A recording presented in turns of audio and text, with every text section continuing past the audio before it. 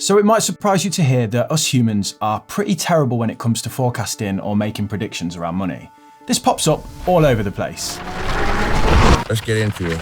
When conducting research, there's something called hypothetical bias, which is the observed trend that when studied, people tend to overestimate how much they'll spend on something. This impacts everything from the price of products on a supermarket shelf to the budgets for major disasters like the Exxon Valdez oil spill. What we say we want and what we do are two very different things. Gambler's conceit is the fallacy first described by behavioural economist David J. Ewing that can be summed up by the statement, "I'll quit when I'm ahead."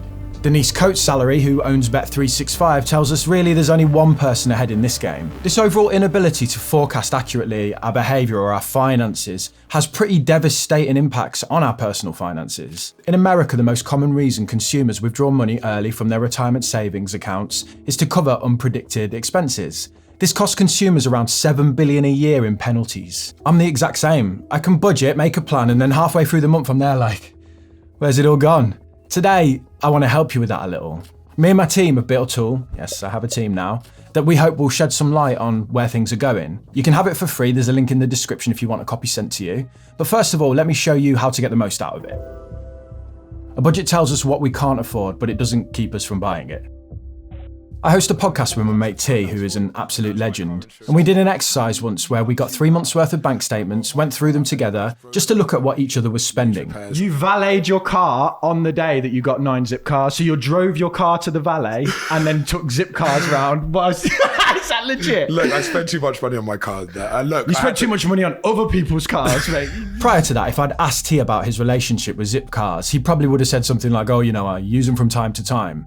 When we budget, we tend to have a self-serving narrative that confirms our own beliefs to ourselves. We paint a picture of almost our ideal self reflected in our budget. The tools in this have loads of functionality, which we'll get into. I mean, it could be a budgeting tool, but I think the most powerful use of this is to use it as a way to reflect on the absolute truth of your real spending. So instead of looking forward and saying this is ideally what I would like to be, take the last month's bank statement and input the information into this. Better yet, sit down and do a whole year if you want to send yourself clean under. This salary box here is asking for your income before tax. We built in an income tax calculator into this. So just bang in your gross annual income here. This is why we also ask for your pension contributions here as well. Just notice here that there's a drop-down option and you need to pick between whether your pension contributions are at work are on qualifying income only or on your whole salary. We will add additional functionality to this to cover more types of pensions if the sheet proves popular. On that note, unfortunately, it doesn't have the capabilities to factor in self-employed income, so dividends and things like this at the minute. Like I said, we will continue to develop this if it proves popular. You can input up to 2 adults here, add student loans, and then additional incomes here as well. And there is a box for dependents.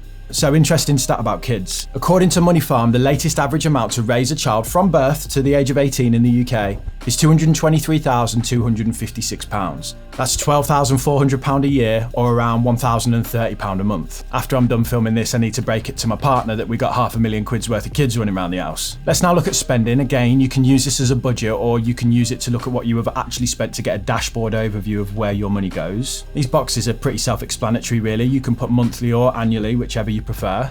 We've left room for custom boxes as well, also if you want to add in your own other expenditure that we've not included here. When it comes to subscriptions, don't guess, check. An American study again found that the average person there underestimated their total subscription bill by around $100. With the explosion of subscription-based services, this trend is only going to get worse. And we need to keep on top of it. On screen is a list of some of the most commonly forgotten subscriptions, as in people get them and then just forget that they even use them or don't use them at all. I mean, I'm pretty sure that gym membership should be top of that list. How many of us here would think that spending £5 every time you went to the gym is a rip-off, but then we sign up to a £30 membership and only go twice a month? Or my favourite ones are services like Audible or Xbox Game Pass or whatever it is, Microsoft Game Pass. It's this illusion of control where the promise is unlimited choice. With the Game Pass, you can pick from, hundreds of games. With Audible, you get a credit each month, but you can pick from thousands of books.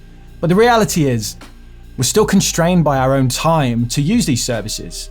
Most people who use these services don't get the value out of them, because if I just gave you the £100 a year back or whatever you spend on Audible and just said, buy an audiobook when you need it, and then just listen to that audiobook before you buy another one, The vast majority of people using these services would spend less on that than an annual subscription. It's the same with the gym. About 20% of the users rinse the place and 80% pay the lights on but never go. Nights out and eating out is another interesting category. So it's been observed that people are terrible at forecasting what they spend eating out. It's this thing called isolation and grouping. I'll frame it like this for you. So if I asked you how much do you spend a year or a month eating out, you'd probably pluck a figure out the air like £200 or something. But then let me plonk you in a restaurant on a Friday night with a couple of spicy margaritas down your neck. You know how it is. I've been a good girl or boy this month. F it, I'm ordering the filet mignon with the truffle fries and a side of £7 broccoli on the side. Before you know it, it's Saturday morning, you sat on the sofa waiting for a Deliveroo to arrive, too scared to look at your bank balance because you know you just rinsed a month's budget in 6 hours. You should be able to enjoy yourself on a night out. That is the whole point.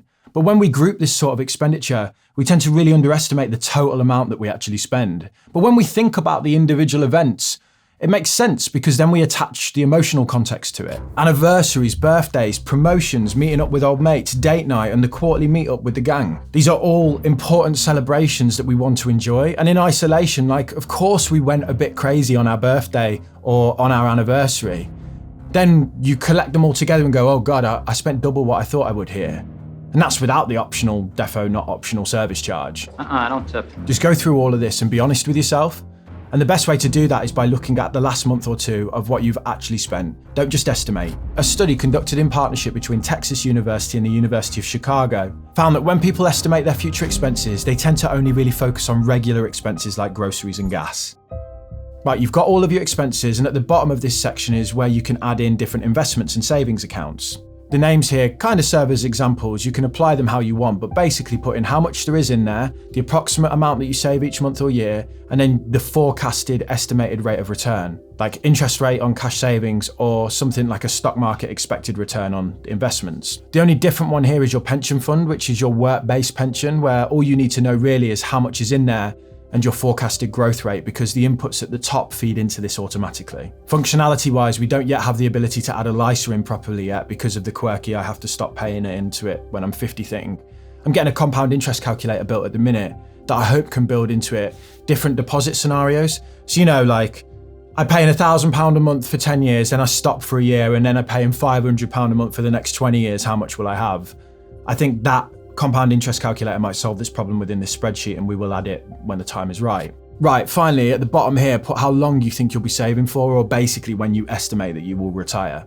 Then click dashboard. You get this snapshot of your total income after tax and deductions. If you hover over it, it'll tell you what's in that. We've assumed tax codes here, so it might be slightly different than your actual take home depending on your tax code. You can also see quickly here your income after essentials and all of the costs. Then this is broken down further into this lovely pie chart here, giving you a view of which areas of your life consume the most money. And that feeds into our expense analysis here as well. We've used averages and principles like the 50-30-20 rule and some other basic rules that we found online to put this together. They are by no means hard rules.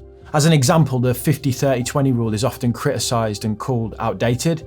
But if you're looking for quick wins or areas to focus on in your budget for savings, just use this to identify them at a high level. Scroll down, you get a view of your emergency funds and how they relate as a percentage to your income. You also get analysis on your savings and contributions, and we've embedded a compound interest calculator here. This can be used as a sort of forecast of where your savings might take you in the long term. Obviously, this is not investment advice. It's not a prediction either, it's based on the numbers that you inputted on the first page. I told you in my live video update the other day I wanted to make content that kind of left the screen and helped you in your day-to-day life. Here's me trying to deliver on that promise a little bit. This is the first of so many things that we've got planned. It's linked below for you so you can go get it. Just try and break it. Let us know if you find any mistakes and we will fix them. And the team will always look for ways to improve this and add extra functionality over time. But for now, just sit down, download your bank statements from last month or the last year, and just spend some time going through it properly, alone or with your partner, whatever, and just be honest with yourself about your spending. Because I'm hoping that this dashboard can give you a visual representation of what's actually happening in your spending and in your life, and the direction that spending is taking you in. So I think we just owe it to ourselves to give this process a little bit of time. I'm thinking that I should finish this off with some kind of cheesy quote. Something like, a budget is not just a collection of numbers, but an expression of our values and aspirations. Yeah, that'll do.